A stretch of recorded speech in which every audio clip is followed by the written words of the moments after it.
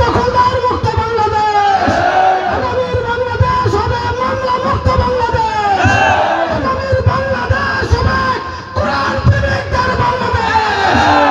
এই জনস্রোতার কাল ঠেকাইতে পারবে না।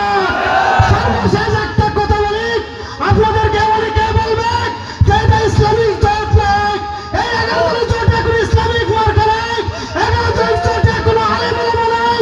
তাহলে আপনারা বলবেন জগৎ বিখ্যাত একজন আলেম আল্লামা মামুনুল হক, যার বাবা ছিল সাইকুল হাদিস, তিনিও সাইকুল হাদিস, এমন একজন আলেম যেই জোটে থাকতে পারে সেই জোটে আলেম নাই। আপনারা বলেন ধোঁকাবাজ, ধোঁকাবাজ। আপনারা ধোঁকাবাজ। এই দেশকে আর পিছিয়ে দেওয়ার আর সুযোগ নাই। এই দেশ হবে কোরআন প্রেমিকদের বাংলাদেশ, এই দেশ হবে জামাতে ইসলামের দেশ, এই দেশ হবে খেলাফতের বাংলাদেশ।